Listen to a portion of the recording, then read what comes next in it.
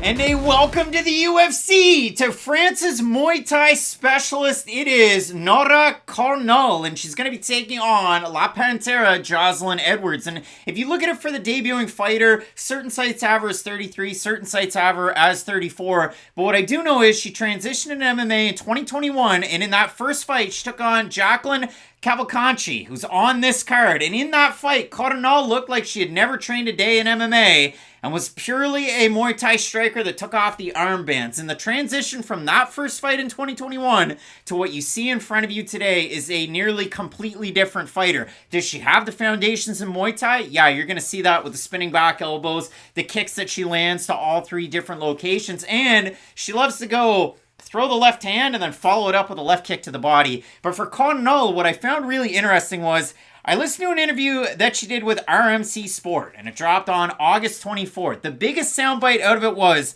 "Oui, j'ai vraiment commencé dans le MMA en way, c'était décembre 2020, janvier 2021.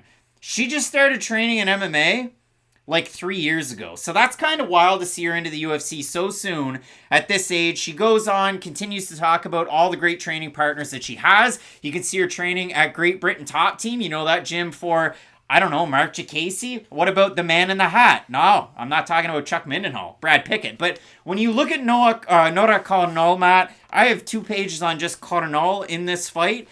She's a very flashy striker who can get it done on the ground, but she hasn't fought very good opponents other than the debut against Cavalcanti.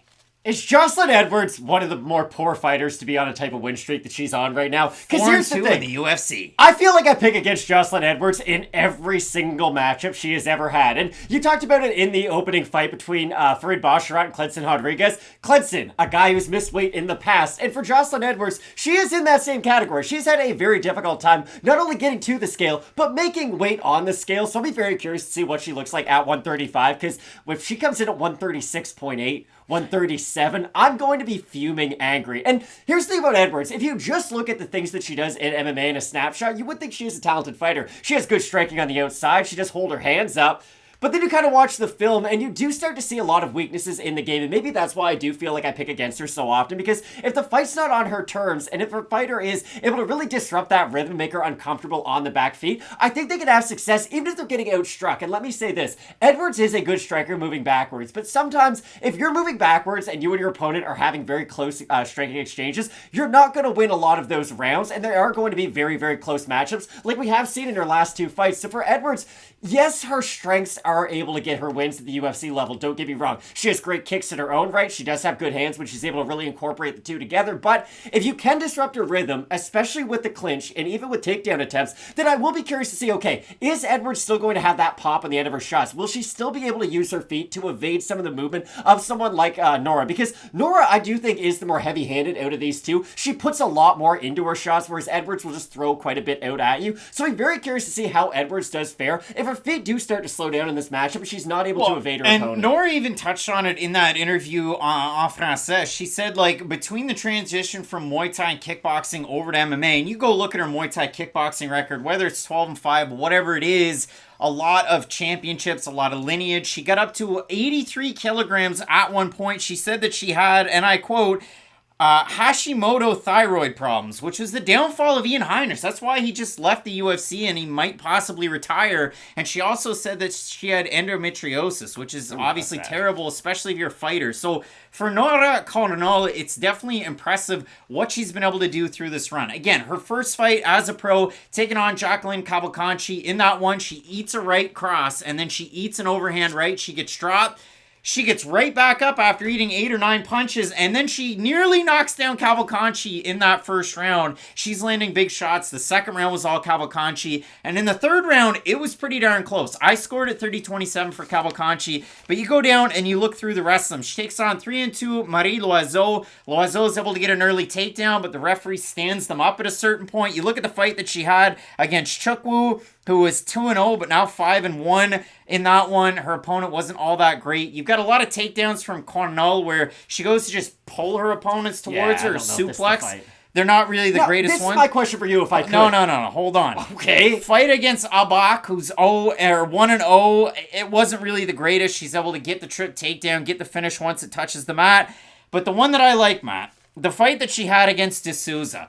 It's going, and D'Souza's fought really good competition. They go up against the fence. It looks like Nora's in a bad spot. Referee calls time. A little bit of a wardrobe malfunction. Then D'Souza gets Cornolle down to the mat. Cornolle's throwing the up kicks, and I saw bee stings. So the referee, again, calls time. So once D'Souza loses an advantageous position up against the cage because of wardrobe malfunction. Twice, she's got Cornolle down on the ground after stacking her.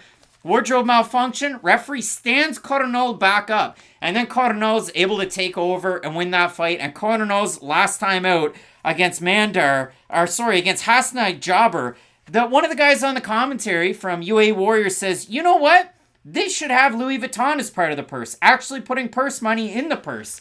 Like it was 1950, something that your grandfather said in the Middle East. And then as the fight goes on, Jabber lands a big right hand that hits the shoulder of Cornolle. And the guys are like, wow, these are the biggest strikes we've ever seen. How is Cornolle even standing up?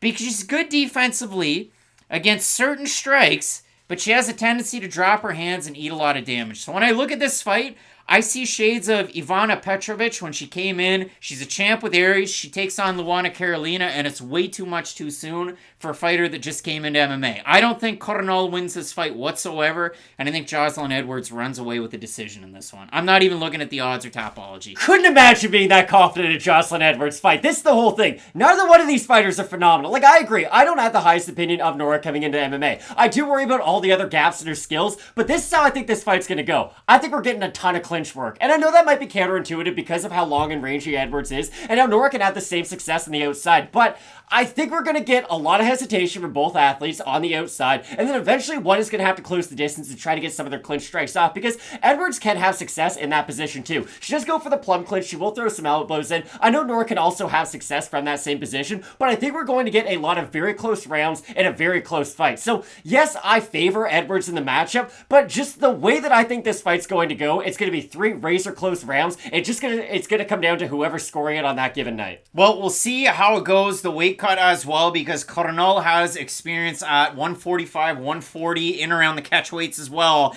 And this should be a big-time Strikers Paradise type of matchup. Joselyne Edwards out of Extreme Couture now. Big room there with Taylor Guardado as well as Casey O'Neill, and you know her. It is Tatiana Suarez. Some big-time fights in this card. Both of us going with Panama City, Panama's own La Pantera, Joselyne Edwards to get the win. Matt, a lot of French fighters on this card, a lot of debuting fighters on this card. You can check out a lot of that tape very readily available. Keep it locked in with Fight Night Picks. We always say, let's get into it.